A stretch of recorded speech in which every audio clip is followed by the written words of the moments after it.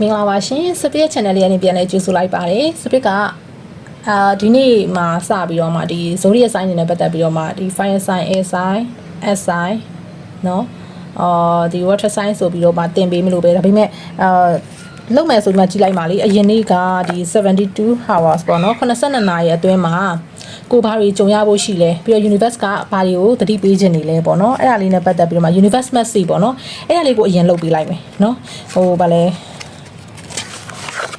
ဒီ zodiac sign တွေတင်နေနေဂျားထဲမှာဆိုလို့ရှင်လဲကိုလိုကလိုင်းဖြစ်တော့မှာဆိုလို့လေเนาะအဲ့တော့မနေ့ဖြန်အနေစာရီမှာတော့ zodiac sign တွေနဲ့ပတ်သက်ပြီးတော့မှတင်ပေးမယ်ဒီနေ့မှာတော့ဒီ universe ကနေပေးတဲ့ message 82နာရီအတွင်းနော်82နာရီအတွင်းကိုကြုံရမယ့်အရာပေါ့နော်ကိုကြုံရမယ့်အရာ universe ကနေပေးနေတဲ့ message နဲ့ပတ်သက်ပြီးတော့မှဗီဒီယိုလေးနော် collective reading လေးလုပ်ပေးမှာဖြစ်ပါတယ်အဲ့တော့82နာရီ collective reading ဖြစ်တဲ့အတွက်ဒီ reading ကိုမြင်တဲ့နေ့ကနေစပြီးတော့ပေါ့နော်မြင်တဲ့နေ့ကနေစပြီးတော့မှ timeless reading ပေါ့နော်collective reading တွေအကုန်လုံးကဒီ reading ကိုဒီ video ကိုစပြီးတော့မှမြင်လိုက်တဲ့နေ့ကနေစပြီးတော့မှအကျုံးဝင်တယ်เนาะ82နာရီအတွင်းเนาะ82နာရီအတွင်းကျုံးဝင်ပါတယ်ကဲဟုတ်ပြီအဲ့ဒါဆိုရင်ဒီ reading ကိုမြင်နေကြည့်နေတဲ့ collective လေးတွေရဲ့เนาะအဲ့တော့ current energy ရင်စစ်ပလိုက်မယ်เนาะဒီ reading ကိုမြင်နေတဲ့ collective လေးတွေရဲ့ current energy ရင်စစ်ပါမယ် current energy ကိုကိုက်တယ်ဆိုလို့ရှိရင်တော့ဆက်ပြီးကြည့်လို့ရတယ်မကြည့်ချင်ဘူးဆိုလည်းရတယ်ပေါ့နော်ကဲဟုတ်ပါပြီအဲ့ဆို current energy လေးရင်စစ်မယ်နော် wheel of fortune okay အခုဒီတလောမှာ collective reading လေး collective လေးတွေအနေနဲ့ဆိုလို့ရှိရင်ဒီအပြောင်းလဲနေနေများနေတဲ့ကာလနော်အပြောင်းလဲနေနေများနေတဲ့ကာလတချို့ဆိုလို့ရှိရင်အရင်ကကောင်းတာတွေပဲဖြစ်လာတယ်အခုဒီလက်တလောမှာကန်ဆိုးတာမျိုးကန်ဆိုးတာလိုမျိုးနော်အဆင်မပြေတာလိုမျိုးတွေကြုံတွေ့နေရတယ်လို့မြင်တယ်တချို့ကျတော့လည်းအရင်တုန်းကအဆင်မပြေတာတွေရှိတယ်ဒါပေမဲ့အခုဒီလက်တလောမှာတော့အဆင်ပြေနေတယ်ဆိုတဲ့ပုံစံမျိုးเนาะအဲ့တော့ဟိုပေါ့လေเนาะတသက်ထဲတွားနေတာမျိုးမဟုတ်ဘူးเนาะဒီ wheel of fortune ဆိုတော့ကံကြမ္မာ level ဆိုတော့ changes တွေအခုလက်တလောမှာပြောင်းလဲနေတာမျိုးလေးစပစ်တွေ့ရတယ်เนาะဟိုဒီတမယိုးကြဒီတိုင်းနေ့တူကသွားလာနေတဲ့ပုံစံနဲ့မတူဘဲနဲ့เนาะအပြောင်းလဲနည်းနည်း changes ဖြစ်နေတဲ့ပုံစံမျိုးလေးပေါ့เนาะအဲ့ပုံစံမျိုးလေးမြင်ရတယ်မှာ 4-1 energy ကြတယ်เนาะအဲ့တော့အရှိမလဲစပစ်ပြောလိုက်တယ်အပြောင်းလဲများနေတဲ့အဖွဲ့ကတစ်ဖွဲ့เนาะအပြောင်းလဲများပြီးတော့မှအခုချိန်မှာဘာလို့သိအဆင်မပြေတဲ့လူကလည်းတစ်ဖွဲ့เนาะပြီးရင်အရှိမတော့ကတော့ကန်ဆိုးရင်ဆိုးခဲ့လိမ့်မယ်အခုဒီအချိန်မှာတော့ဒီမှာ freedom ဖြစ်နေ 4-1 energy နဲ့เนาะstable ဖြစ်နေတဲ့ energy လည်းတွေ့ရတယ်ပို့ပြီးတော့မှအခုလက်တလုံးမှာပို့ပြီးအဆင်ပြေလာတဲ့လူလည်းတွေ့ရတယ်เนาะအဲ့တော့ဟုတ်ပြီဒီ reading ကိုကြည့်ရတဲ့လူအနေနဲ့เนาะကိုကတော့အခုမှအဆင်မပြေတာဟုတ်တယ်စပရေးအရင်လည်းအဆင်မပြေအခုလည်းအဆင်မပြေဘူးဆိုလို့ရှင်တော့ဒါကြိုက်ချင်မှကြိုက်မှာပေါ့ပြီးတော့အရင်လည်းအဆင်ပြေအခုလည်းအဆင်ပြေရဆိုလို့ရှင်လည်းကြိုက်ချင်မှကြိုက်လိမ့်မယ် energy ကเนาะဒီမှာကျတော့အဓိကကလေအရင်နဲ့မတူဘဲနဲ့အခုချိန်မှာအပြောင်းလဲဖြစ်နေတဲ့လက်တလုံးမှာအပြောင်းလဲဖြစ်နေတဲ့လူတွေအတွက်ပို့ပြီး energy ကြိုက်မယ်အရင်အဆိုးတွေကြုံနေအခုကောင်းတာတွေကြုံနေရတယ်အရင်ကကောင်းတာတွေကြုံနေရတယ်အခုမှတော့ကန်ဆိုးနေတယ်ဆိုတဲ့လူမျိုးတွေเนาะသူတို့အဲ့လိုလူမျိုးနှမျိုးနဲ့ပို့ပြီးတော့မှ energy ကြိုက်လိမ့်မယ်เนาะကဲဟုတ်ပြီဒီထိ energy ကြိုက်တယ်ဆိုလို့ရှိရင်ကြည့်လို့ရပြီဒီ reading ကိုကြည့်နေတဲ့ collective လေးတွေရဲ့82နာရီအတွင်းမှာကိုကြုံရမယ့် universe ကနေပေးနေတဲ့ message ကဘာလဲငက်တွေကလည်းအော်တယ်ငက်လာပါလားကဲဟုတ်ပြီအဲ့ဆိုရင် universe ကနေပေးတဲ့ message ပေါ့နော်ဒီ reading ကိုကြည့်နေတဲ့ collective လေးတွေအတွက် universe ကနေ82နာရီအတွင်းဘာ message တွေပေးခြင်းလဲဘာတွေကိုကြုံရဖို့အတွက်သူကပြောနေရလဲတဲ့ chariot ကြတယ်နော်တော်တော်များများဒီမှာခီးထွက်ဖြစ်မဲ့ energy လေးစပစ်မြင်ရတယ်เนาะshort trip လည်းဖြစ်နိုင်တယ် long trip လည်းဖြစ်နိုင်တယ်တချို့ visa နဲ့သွားတာမျိုးလေးတွေတေချာတာတခုကတော့အခုလက်ရှိနေတဲ့ပတ်ဝန်းကျင်မှာမရှိဘဲနဲ့တခြားနယ်ပယ်တစ်ခုကိုတခြားနေရာတစ်ခုရောက်သွားမဲ့ energy မျိုးပေါ့เนาะပြောချင်တာစပစ်ပြောရင်เนาะ short trip လည်းဖြစ်နိုင်တယ်လို့ပြောတာဖြစ်တဲ့အတွက်เนาะထားပါတော့ Manly မှာနေရလို့ဆိုလို့ရှိရင်ပြုံးနေသွားတာလဲဒါ short trip ပဲဟုတ်တယ်เนาะအဲ့လိုမျိုးလေးပြောချင်တာကွာเนาะအနည်းဆုံးကတော့အဲ့လိုတဏှာတော့သွားဖြစ်မဲ့ energy လေးစပရိကိုကတော့ဘယ်မှမသွားဖြစ်ဘူးဆိုရင်တော့အိမ်ကနေပြီးတော့မှတခြားဆွေမျိုးတွေစီအလဲသွားတာပဲဖြစ်ဖြစ်တခြားမတွေ့ရကြကြီးဖြစ်တဲ့တငယ်ချင်းတွေစီကိုအလဲသွားတာမျိုးပဲဖြစ်ဖြစ်အဲ့လိုပုံစံမျိုးเนาะအဲ့လိုပုံစံမျိုးလေးကိုတွေ့ရတယ်เนาะခရီးတစ်ခုခုသွားဖြစ်တယ်အဝေးတဏှာကိုသွားဖြစ်တဲ့ energy မျိုးဒီမှာစပရိတွေ့ရတယ်เนาะတချို့ကျတော့လေကိုလုံးမဲ့အရာနဲ့ပတ်သက်ပြီးတော့မှအခုချိန်မှာမောင်းတင်နေတဲ့ပုံစံမျိုးလေးကိုတခုခုလုပ်မယ်စီးပွားရေးတခုလုပ်ဖို့အတွက်အခုချိန်မှာပို့ပြီးတော့မှအားကျိုးမှန်တန်တဲ့เนาะ action နဲ့ပြေဝယူပြီးတော့မှသွားနေတဲ့ပုံစံမျိုးလေးလည်းဒီမှာစပစ်မြင်ရတယ်เนาะအဓိကတော့ဒီမှာခရီး energy ပေါ့เนาะအဝေးတနေရာကိုသွားနေတဲ့ energy မျိုးเนาะ energy မျိုး short trip အဓိကတော့ခရီးကိုပို့ခီးလမ်းကြောင်းကိုပို့မြင်တာပေါ့တချို့ကျတော့လည်းပညာရေးနဲ့ဒါvisa နဲ့เนาะပညာရေးနဲ့ overseas ကိုတွားဖြစ်တာမျိုးလည်းရှိမယ်တချို့ကျတော့ဒီအလုပ်နဲ့ပတ်သက်ပြီးတော့မှเนาะတွားဒီ3ရက်အတွင်းမှာတွားရတာမျိုး82နာရီအတွင်းမှာတွားရတာမျိုးဖြစ်လိမ့်မယ်เนาะ subscription မှာလည်းပြောလိုက်တယ်เนาะဒါက trial series တွေဖြစ်တဲ့အတွက် DVD တွေကိုမြင်တဲ့နေ့ဘယ်နေ့မဆို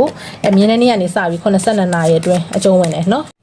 Okay ဒီမှာပြီးတော့ forest လေးကြာဖြစ်တဲ့အတွက်ဒီ video လေးကိုကြည့်နေတဲ့ quality လေးတွေအနေနဲ့ဆိုလို့ရှိရင်ဒီပေါ့လေးနော် healing ကောင်းကောင်းလေးလှုပ်ဖြစ်နေတဲ့ energy မျိုးဒီမှာ split တွေ့ရတယ် healing လုံးဝကြီးလွတ်မြောက်သွားတာမျိုးတော့မဟုတ်ဘူးပေါ့နော်ဒါပေမဲ့ ထိုက်တဲ့တလောက်တော့ကိုဒီ healing တွေလုပ်နေတယ်လို့ split မြင်ရတယ်နော် self healing self love တွေတိုးလာအောင်လို့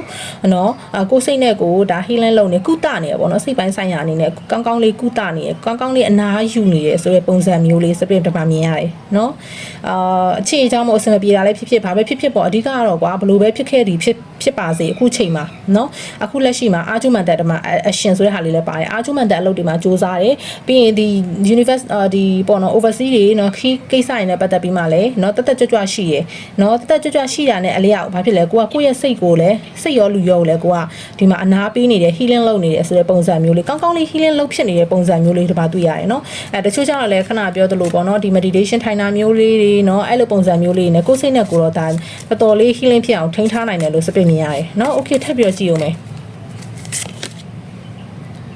okay nice of pentacle เนาะငွေကနေရန်ကောင်းတယ်เนาะ nice of pentacle energy ဖြစ်တဲ့အတွက်ဒီပေါ့နော်ဒီ80ပြီးတော့72 hours လို့လည်းကြည်ရဖြစ်တဲ့အတွက်82နာရီအတွင်းမှာဆိုလို့ရှိရင်ကိုယ့်အတွက်ဒါငွေရေးကြေးနဲ့ပတ်သက်ပြီးတော့မှဒါ abundance ဖြစ်လာမယ့် energy လေးတွေเนาะကိုယ့်အတွက်ဆိုပြီးမှတီးတန့်ဖြစ်လာမယ့်အရာတွေဝင်လာဖို့ရှိတယ်เนาะဥပမာကိုကစီးပွားရေးကိစ္စနဲ့ပတ်သက်ပြီးလုပ်ထားဆိုတော့ဒီ72 hour အတွင်းမှာပို့ပြီးတော့မှဝင်ငွေကောင်းလာတာမျိုးရှိမယ်เนาะအင်ချမ်းကြီးတွေဘာတွေနဲ့လုပ်ထားရတဲ့ပတ်သက်ပြီးမှဆိုလို့ရှိရင်အဲ့ဒါနဲ့ပတ်သက်ပြီးတော့မှကိုယ့်အတွက်အကျိုးမြတ်ကိုဒ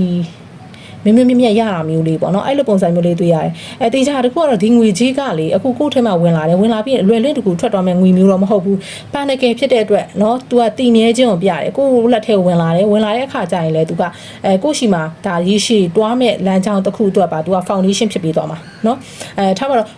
ဥမာကွာစပရစ်တို့နော်လောင်းစားနဲ့ပတ်သက်ပြီးမှလုပ်တယ်ထားလိုက်လောင်းစားနဲ့ပတ်သက်ပြီးမှရလာတဲ့ငွေဆိုလို့ရှိရင်လွယ်ကူပဲလေလွယ်ကူပဲဝင်လာတယ်ပြီးမှဖြစ်လေလွယ်ကူပဲကိုယ့်ဘွားတွေနေထွက်သွားတယ်လွယ်ကူပဲကုန်သွားတယ်ကွာဒီလိုပတ်စံကြတော့အဲ့လိုမဟုတ် nice of pentacle ဒီမှာကြတော့ကိုယ့်ရဲ့တမအာဇီဝနဲ့စူးစမ်းပြီးတော့မှရလာတဲ့ပတ်စံဖြစ်တဲ့အတွက်เนาะအဲ့ဒါကအခုဒီကိုယ့်ဘွားတွေဝင်လာပြီးဒါရဘုံဖြိုင်းဆိုပြီးတော့မှပျောက်ပြတ်သွားမယ့်အရာမျိုးမဟုတ်ဘူးအဲ့ဒီကနေတစ်စင်မှာကိုတခြားဒီပိုင်ဆိုင်မှုတွေတိုးလာဖို့အတွက် foundation ဖြစ်သွားတာမျိုးလေးပေါ့เนาะတခုအတွက်တေချာတဲ့ stable ဖြစ်တဲ့ energy တခုเนาะပိုင်ဆိုင်မှုတခုဖြစ်ဒါရလာမယ့်ပုံစံမျိုးလေးကိုစပစ်မြင်ရတယ်เนาะ nice of pentacle ဖြစ်တဲ့အတွက်ဟိုမျိုးလေးဒီ3ရက်အတွင်းမှာကိုနော်မြန်ဆက်ဆန်ကြီးကိုဒီအကျိုးမြတ်ကိုလုံနေတဲ့အရာပေါ်မှာမူတည်ပြီးတော့မှအကျိုးမြတ်တွေဝင်လာမဲ့တဘောမျိုးနော်ကိုကဘာမှမလုပ်ဘူးဆိုတော့ဘာမှရမှာမဟုတ်ဘူးနော်ပြောချင်တာကကိုလုံနေတဲ့အလုပ်ပေါ်မှာမူတည်ပြီးတော့မှထိုက်လျောက်တဲ့အကျိုးမြတ်ကိုရမယ်ဆိုတဲ့ပုံစံမျိုးလေးဒီမှာစပစ်မြင်ရတယ်ပြီးတော့အဲ့ဒီဝင်လာတဲ့ငွေရကြတော့လေဟိုဒီလိုမျိုးလက်ပတ်ထားတဲ့ငွေဖြစ်လိမ့်မယ်ဒီလားလက်ပတ်ထားတဲ့ငွေဆိုတာကွာဟိုငွေစုပြီးတော့မှပဲကိုကလေဒီငွေကို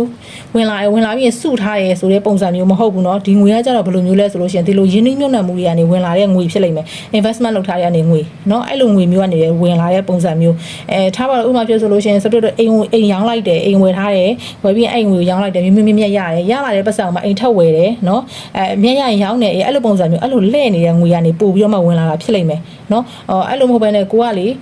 ေဒီမှာ energy တခုရလိုက်တယ်ဒီ reading ကိုကြည့်နေတဲ့ quality လေးတွေဒီ82နာရီအတွင်းမှာရလာတဲ့ငွေကြေးဆိုလို့ရှိရင်အဲ့ငွေကြေးကိုလေစုလိုက်တာမျိုးမလုပ်နဲ့အဲ့ဒါနဲ့ပြန်ပြီးတော့မှပွားအဲ့ဒါကိုယ့်အတွက်ရေရှည်ကိုယ့်အတွက်အကျိုးမြတ်ရလာမယ်foundation တခုဖြစ်လာလိမ့်မယ်เนาะကိုငွေတခုရတယ်အဲ့ငွေကိုဘန်ထဲမှာပဲတိမ်ထားမယ်အစားဒါမှမဟုတ်ရင်ဒီစုဘူးတွေထဲမှာပဲထည့်ထားမယ်အစားအဲ့ငွေကိုပြန်ပြီးတော့မှလက်ပတ်တာเนาะပြန်ပြီးတော့မှသူ့ flow ပေါ့เนาะသူ့ flow လေးနဲ့သူပြန်ပြီးတော့မှseason အောင်လို့နော်စီးစင်းအောင်လို့အဲ့လို investment တွေထပ်ပြီးတော့မှလောက်တာကိုငွေကြီးကန်ပို့ပြီးတော့မှပွင့်လာစေရဲဆိုတဲ့ဟာမျိုးစပစ်တပါမြင်ရတယ်နော်တိတ်ပြီးတော့စုတာကိုတိတ်အားမပေးဘူးစပစ်ကနော်ဒီမှာဒီ reading ကိုကြည့်နေ collect လေးတွေပေါ့နော်အဲ့ရလာတဲ့ငွေကိုပြန်ပြီးတော့မှ investment လုပ်ပါလို့ပြောချင်တယ်နော်အဲ့ဒါကိုအတွက်တကယ်ကိုအကျိုးမြတ်ရလာမယ့်ပုံစံမျိုးလေးနော် okay ဟုတ်ပြီထပ်ပြီးတော့ကြည့်မယ်72 hour အတွင်းနော်အထူးအဖန်တကယ်ထပ်ကြတယ်เนาะအဲ့တော့ဒီငွေကြီးနဲ့ပတ်သက်ပြီးမှလည်းလေဒီမှာထူးအဖန်တကယ်ဆိုတဲ့နေရာမှာဒီမှာ script ကလေးနည်းနည်း decision ပြတ်တဲ့ဟာပုံစံမျိုးတိတ်မမြင်ရအောင်ရှေ့မှာလည်းဒီမှာကြည့်လိုက်တော့ဖန်တကယ်ကြီးကြတယ်ဒီမှာလည်းဖန်တကယ်ကြတာဖြစ်တဲ့အတွက်ဒီငွေကြီးဒီ reading ကိုကြည့်နေတဲ့လူတွေလေဒီ 72 hour အတွင်းမှာကိုကလုပ်ငန်းနဲ့ပတ်သက်ပြီးတော့မှဒီလက်ရှိလုပ်နေတဲ့အလုပ်ပြင်နောက်ထပ်အလုပ်တစ်ခုကိုထပ်ပြီးတော့မှချဲ့ပြစ်တာမျိုးလေးတွေစပစ်မြင်ရတယ်เนาะအလုပ်ငန်းတစ်ခုလုပ်တာမျိုးပေါ့เนาะကိုကတကယ်လို့ဒီတူညီတဲ့စီးပွားရေးမဟုတ်ရင်တော့ထားပါတော့အင်ဂျီဆိုင်ကနေအင်ဂျီဆိုင်1လို့ခွဲတာမျိုးဟုတ်မယ်အဲ့လိုမဟုတ်ဘူးဆိုလို့ရှိရင်အင်ဂျီဆိုင်ဖွင့်နေမှာ cosmetic ဆိုင်တစ်ဆိုင်လည်းဖွင့်ကျင်တယ်ဆိုမှနောက်ထပ် cosmetic ဆိုင်တစ်ဆိုင်ကိုဖွင့်လိုက်တာမျိုးပြောချင်တာကလုပ်ငန်းနှစ်ခုနယ်ပယ်နှစ်ခုကိုလုပ်ဖြစ်တဲ့ပုံစံမျိုးလေးဒီမှာစပစ်မြင်ရတယ်เนาะ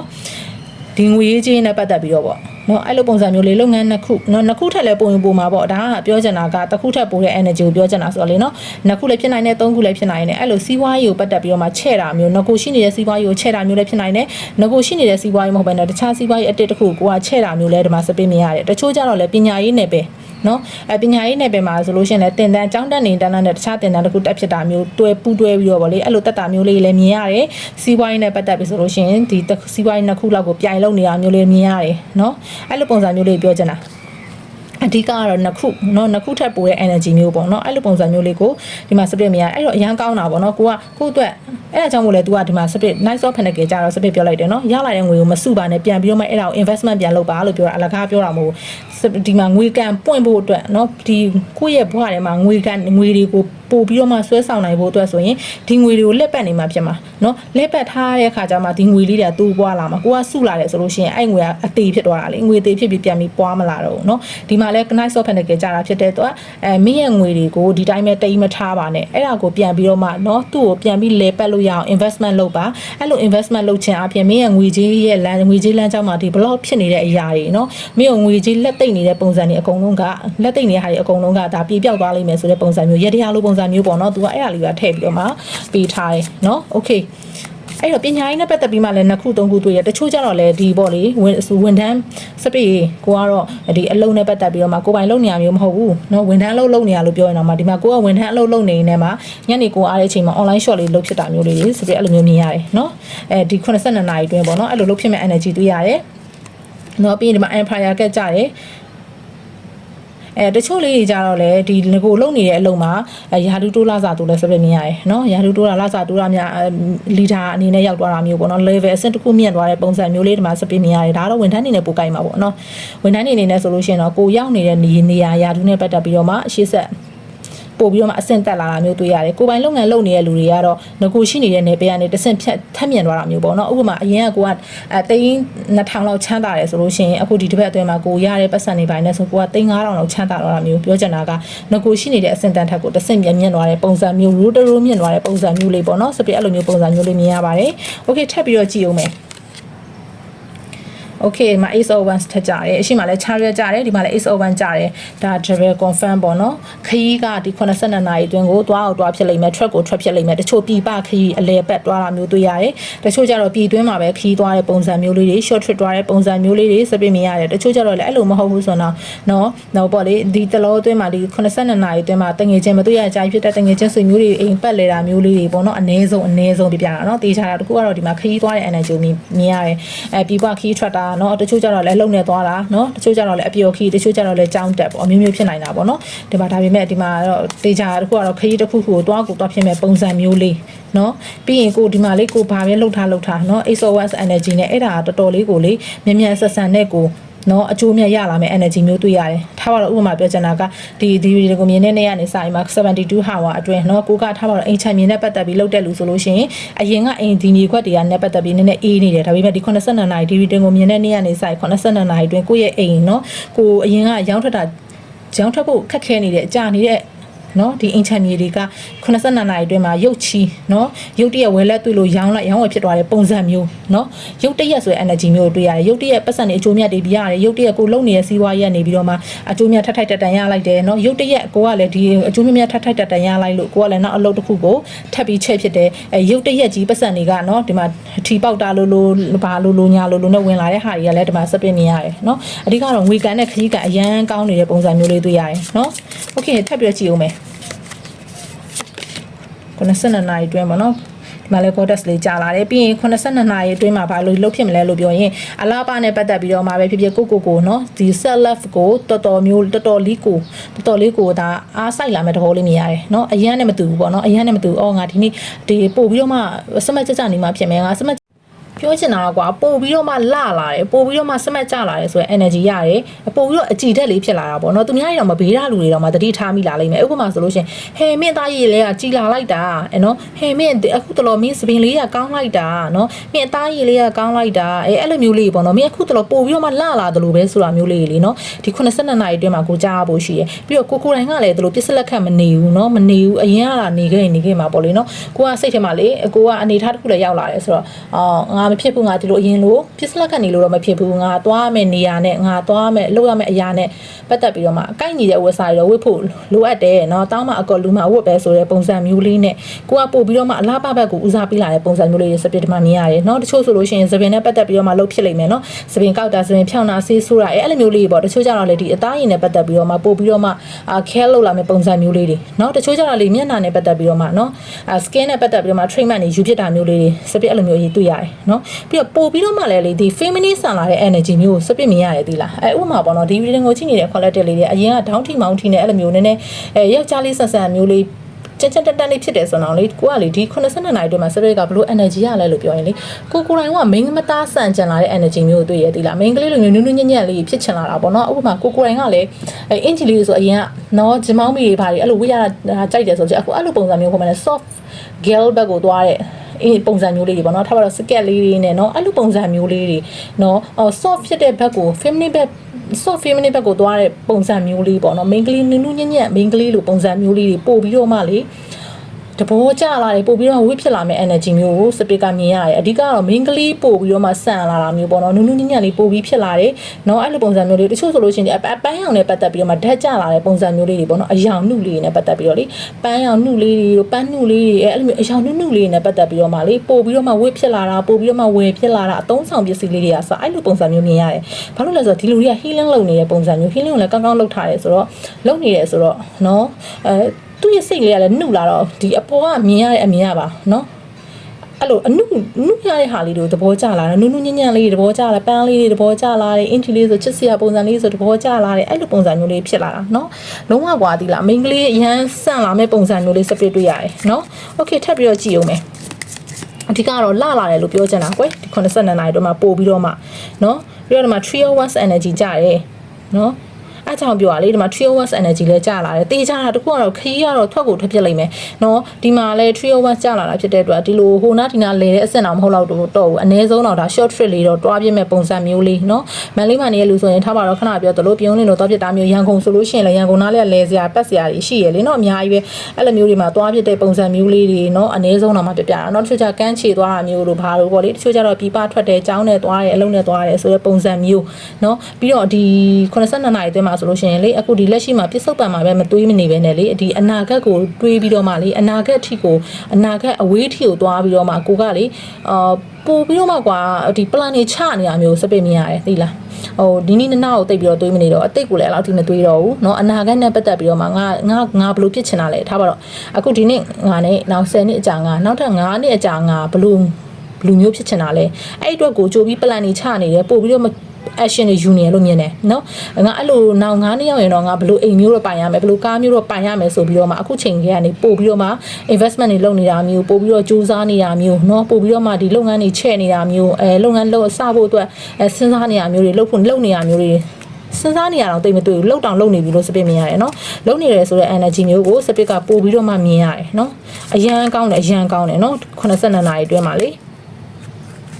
82နာရီတွင်းလို့လာပြောတာเนาะကြာလာတဲ့ကတ်တွေကလေဒီအနာဂတ်နဲ့ရှင်ပြီးမှပဲကြာလာတာဆိုတော့တေချာတာတခုကတော့ဒီ82နာရီတွင်းကကြတော့ဒါ base foundation လို့ဖြစ်တော့မှာပေါ့เนาะအဲ့လိုပုံစံမျိုးလေးဒီမှာ7 of cast energy နဲ့ကြာတယ်ဖြစ်ချင်တဲ့စံတာရီမှန်းချက်တွေအများကြီးပဲအများလုံးလို့ तू ကပြစ္ဆုတ်ပံမှာမနေနိုင်တော့အနာဂတ်ကိုတွေးပြီးတော့မှပဲအနာဂတ်အတွက်ပဲရည်မှန်းပြီးတော့မှ तू ကပို့ပြီးစူးစမ်းနေ energy မျိုးကိုတွေးရတယ်ဒီမှာလေးကြည့်လိုက်เนาะ तू အတွက်အခွင့်အလမ်းတွေလည်းအများကြီးရလာကိုရှိသလိုကိုကလည်းကိုလှုပ်ချင်တဲ့အရာတွေနဲ့ပတ်သက်ပြီးကိုယ်စိတ်ထဲမှာဖြစ်ချင်တဲ့အရာတွေအများကြီးပဲเนาะဟိုကလည်းဖွင့်ချင်တယ်ဒီကလည်းလှုပ်ချင်တယ်ဆိုပုံစံမျိုးเนาะကိုယ်စီမှာလည်းဒီလို option တွေအများကြီးပဲဖြစ်နေရမျိုးတွေ့ရတယ်ကိုယ်စိတ်ကူထားတဲ့အရာတွေကလည်းအများကြီးပဲအဲ့ဟာတွေကိုပုံဖော်နိုင်ဖို့ဆိုရင်အခုကြီးကနေငါစူးစမ်းမှရမယ်ဆိုတဲ့ပုံစံမျိုးနဲ့အခုကြီးကနေရလာတဲ့အကျိုးမြတ်ကိုတည်တည်ချာချာလေးထိန်းသိမ်းပြီးတော့မှလုပ်ငန်းတွေချဲ့တာမျိုးလေးတွေเนาะပြန်ပြီးတော့မှ investment လုပ်တာမျိုးလေးတွေကိုတည်တည်ချာချာလေးလုပ်ဖြစ်လာမယ်လို့စပင်းမြင်ရတယ်เนาะ okay နောက်ထပ်တစ်ကက်လောက်ပဲဆွဲတော့မယ်เนาะ okay ဒီမှာ6 hours ထပ်ကြတယ်เนาะတေချာတာတစ်ခုကเนาะစပစ်ရှိမှလည်းခဏလည်းပြောလိုက်တယ်เนาะ72 hours ဆို82နာရီအတွင်းဆိုပေမဲ့ဒါဒီ foundation ဖြစ်လိမ့်မယ်เนาะ foundation တော့ကိုပဲ तू ကကြည့်ပေးလိုက်တယ်ဆိုပေမဲ့အနာဂတ်အထိတက်ရောက်တဲ့ energy မျိုးဒီမှာလည်း6 hours ကျလာတယ်เนาะအခုချိန်ဒီ82နာရီအတွင်းမှာရလာတဲ့မြင်ဒီ blessing တွေအခွင့်အရေးတွေဒီ universe ကနေပေးလာတဲ့ဒီအခွင့်အရေးတွေကိုမြင်အောင်ကြည့်ပြီးတော့မှအဲ့ဒီဟာကိုဒါမင်းကမလေး opportunity เนาะအဲ့လိုအခွင့်အလမ်းတွေကိုဒါမင်းကမြင်အောင်ကြည့်ပြီးတော့မှတေချာလေးဖမ်းဆုပ်နိုင်မယ်ဆိုလို့ရှိရင်တဲ့မင်းက6 hours energy နဲ့အနာဂတ်မှာဆိုလို့ရှိရင်မင်းကထင်ကိုထင်ပေါ်ကြော်ကြားရမယ်လူမျိုးတဲ့နော်တချို့ကြတော့ဒီမှာလေ online ကနေပတ်သက်ပြီးတော့မှလုပ်နေတူရှိမှထင်တယ်ထားပါတော့ online ကနေလုပ်တယ်ဆိုတော့တဘောတယောက်က food blogger တွေရှိတယ်နော်review ပေးတဲ့ဟာတွေရှိတယ်နော်အများကြီးပဲကွာတချို့ကြတော့လည်းဒီလိုbrand အနေနဲ့ချိတ်ပြီးတော့မှ modeling လုပ်တာမျိုးအများကြီးပဲနော်အဲ့လိုမျိုး online ကနေပတ်သက်ပြီးတော့မှလုပ်တာမျိုးတွေတချို့ကြတော့လည်း streaming လွှင့်တာမျိုးတွေပေါ့နော်အဲ့လိုမျိုးလွှင့်နေတဲ့လူတွေဆိုလို့ရှိရင်ဒါအရန်ကောင်းတယ်ဒါကိုလေအနာဂတ်မှာကိုအတိမတ်ပြုခံရမယ့် energy မျိုးနော် popular ဖြစ်မဲ့ energy မျိုးကိုရဲ့ branding ကိုတေချာလေးတိလာမဲ့ energy မျိုးကိုပြောချင်တာဒီမှာ 601 ကြားတယ်ဆိုတော့နော်အဲ့လိုမျိုးလေးအဲ့လိုဆိုတော့ good news တဲ့နော် victory အောင်မြင်မှုတွေနော်ကိုယ့်အတွက်သတင်းကောင်းတွေအောင်မြင်မှုတွေရောရှေ့မှာစောင့်နေမှာဖြစ်တဲ့အတွက်အခုလက်ရှိမဲ့အရာကိုကတေချာလေးဖန်ဆောင်နိုင်ဖို့လိုတယ်လို့စပစ်ပြောခြင်းတယ်နော်82နာရီအတွင်း universe ကနေပေးလိုက်တဲ့ message ကြုံရမယ့်အရာဆိုပေမဲ့ဒီမှာကြုံရတဲ့အရာကိုတေချာအသုံးချနိုင်မယ်ဆိုရင်ဒါဘဝတက်တာ lifetime အတွက်ဒါ victory အောင်မြင်မှုတစ်ခုပဲနော်တေချာလေးမြင်အောင်ကြည့်ဖို့လိုတယ် 6OS energy ကြတာဖြစ်တဲ့အတွက်ဒီ reading ကိုကြည့်နေတဲ့ collective လေးတွေကဘဝမှာနော်ဘဝမှာမြင့်မမနေရမယ်ကံအနေထားပါလာပြီးသားနော်မြင့်မမနေရမယ်ကံနော်ဒီအနေထားတစ်ခုနဲ့ကွာဒီလားတန်တောင့်တက်တာနဲ့နော်ဖြတ်တန်းရမယ်ကန်ဆာတာမျိုးပါလာပြီးသားဆိုတော့အဲ့ဒီအနေထားကိုရောက်ဖို့ဆိုရင်ကိုကအခုလက်ရှိကိုမျက်စိရှိမှရှိနေတဲ့အခွင့်အလမ်းတွေကိုမြင်အောင်ကြည့်ပြီးတော့မှအဲ့ဒါလေးကိုတေချာဖမ်းဆုံနိုင်ပြီဆိုရင်ဒါကိုအတွက်ကြည့်ပဲဒီမှာလည်းနောက်ဆုံးတစ်ကက်အနေနဲ့ကြားလိုက်တယ် the Empress နော် Empress ကြားလာတယ်လုံးဝဘီရင်မကြီးတယောက်လိုပဲနော်Empress energy နဲ့ကိုယ့်ရဲ့ဒီအရာအားလုံးကကိုယ့်ရဲ့ control အောက်မှာရောက်လာလိမ့်မယ်အနာဂတ်မှာလည်းเนาะ Empire ကြားရဲ Empress လည်းကြားတာဖြစ်တဲ့အတွက်ဒါယောက်ျားလေးရောမိန်းကလေးရော energy ကိုက်မှာပေါ့နော်ယောက်ျားလေးဆိုလို့ရှိရင် Empire energy မိန်းကလေးဆိုလို့ရှိရင် Empress energy နဲ့ကိုယ့်ရဲ့ဘဝကို control လုပ်နိုင်တဲ့လူတစ်ယောက်ဖြစ်လာလိမ့်မယ်ဘဒုရဲ့လူမှအောက်မကျတော့ဘူးဘဒုစကားကိုလည်းကိုယ်စိတ်ထဲမှာအဲ့လောက်ထိထားမနေဘူးငါလှုပ်တဲ့ဟာငါဖြစ်အောင်လုပ်နိုင်တယ်ဖြစ်တဲ့အတွက်ငါဘဒုစီမှအောက်ကျိုးစရာမလိုဘူးဆိုတဲ့ပုံစံမျိုးပေါ့နော်ငါထိန်းချောင်းနိုင်တယ်ငါအောင်မြင်အောင်လုပ်နိုင်တယ်ကိုယ့်ရဲ့အစွမ်းစားကိုပို့ပြီးတော့မှယုံကြည်လာတဲ့ energy မျိုးဒီမှာစပစ်နေရတယ်ဘာလို့လဲကိုယ်လည်းဒီမှာ 6 energy နဲ့ popular ဖြစ်မှာတဲ့ထဲမှာပါတယ်အောင်မြင်မှုတွေရမယ်ထဲမှာပါတယ်နော်ကိုယ်အတိမတ်ပြုခံရမယ်ထဲမှာပါတယ်နော်ဒီကနေ82နာရီတွင်းကြည့်လိုက်တယ်ဒါပေမဲ့အနာဂတ်မှာဘယ်လိုမြင်လဲလို့ပြောရင် collective လေးတွေအနာဂတ်မှာဆိုရင်သူများတွေကချီးမြှောက်ရတဲ့ energy မျိုးเนาะ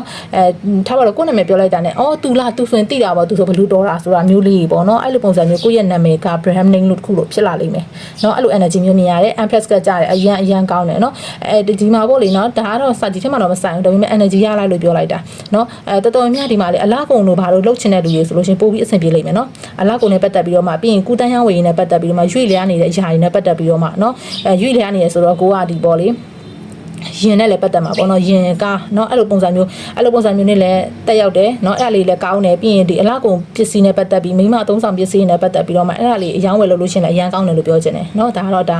ရုပ်တရက်ရလာတဲ့ energy ပေါ့เนาะကဲဟုတ်ပါပြီဒါကတော့ spirit ကဒါ82နာရီအတွင်းရလာမယ့် energy ကိုနော်စပစ်ကြည့်ထားပြီးတာပါနောက်နေ့ကနေစပြီးမှတော့စပစ်က zodiac sign လေးတွေကိုအစင်လိုက်တိုင်းလေး universe ကပေးတဲ့ message ဆိုပြီးတော့မှစပစ်ကြည့်သွားပေးပါမယ်ဒီချိန်မှာတော့ဒါ72 hour အတွင်းမှာဒီ reading ကိုမြင်တဲ့ collective လေးတွေအနေနဲ့ universe ကနေဘာ message တွေပေးခြင်းလဲအဲ့ဒီသူတို့ပေးလာတဲ့ message ကနေဘလို့နော်အရာတွေကိုဖန်ဆုပ်ပြီးတော့မှကိုယ့်ဘဝအတွက် lifetime အတွက် victory အောင်မြင်မှုတွေရလာအောင်ဖန်ဆုပ်နိုင်မလဲဆိုတာတော့ဒါ collective လေးတွေရဲ့တာဝန်ဖြစ်သွားပြီနော်ကဲဟုတ်ပါပြီ video လေးဆုံးထိကြည့်ပြီးတဲ့အားလုံးပဲကျေးဇူးတင်ပါတယ်